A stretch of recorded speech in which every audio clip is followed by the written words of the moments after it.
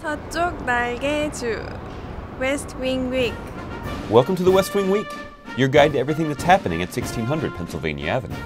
This week, the President traveled to the Republic of Korea to attend a security summit, where he also visited the DMZ, held a series of bilateral and trilateral meetings, and gave a major address to students at Hankook University.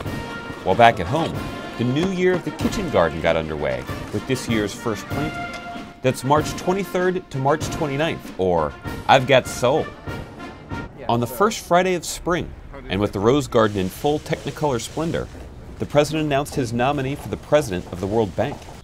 It's time for a development professional to lead the world's largest development agency.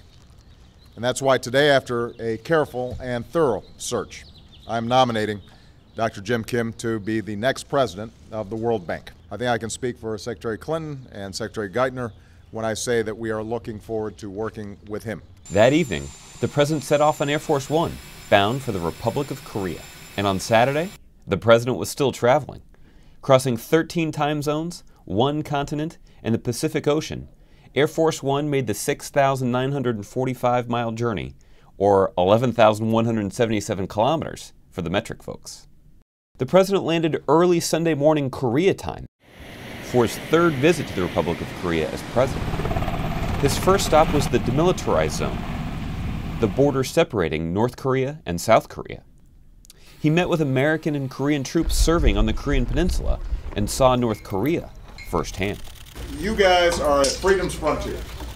When you think about the transformation that has taken place in South Korea during my lifetime, it is directly attributed to this long line of soldiers, sailors, airmen, Marines, Coast Guardsmen.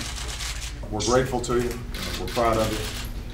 And I hope that all your family back home knows how proud your Commander-in-Chief is of you.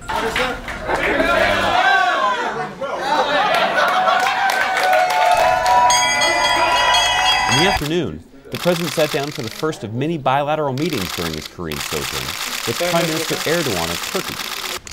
Next was a bilateral meeting and a joint news conference with his host, President Lee of Korea, at the Blue House, where they consulted on goals for the Nuclear Security Summit and reaffirmed our strong alliance and relationship.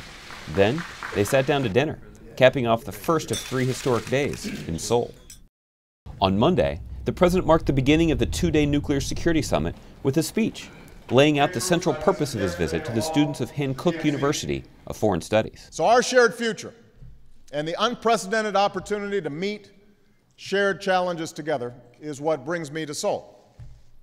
Over the next 2 days, under President Lee's leadership, more than 50 nations will mark our progress toward the goal we set at the summit I hosted 2 years ago in Washington, securing the world's vulnerable nuclear materials in 4 years so that they never fall into the hands of terrorists.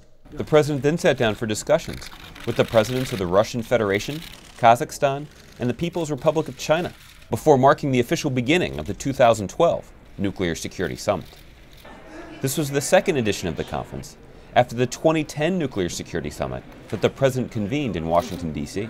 Meanwhile, back at home and halfway across the globe, the First Lady was just getting started with her day, her week, and the 4th annual kitchen garden planting on the south lawn of the White House, with help from students from North Carolina, Pennsylvania, Iowa, and Girl Scout Troop 60325 from New York.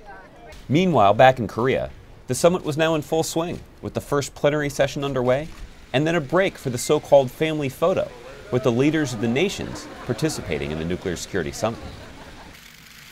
The President stood alongside the presidents of Russia and Kazakhstan for a trilateral announcement on their progress on a joint operation to clean up the STS nuclear test site in Kazakhstan.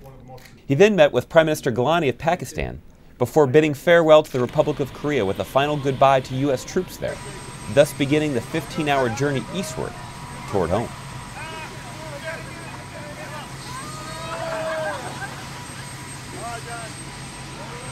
On Thursday, the President spoke in the Rose Garden and called on Congress to end the billions in taxpayer subsidies that goes to the largest oil and gas companies.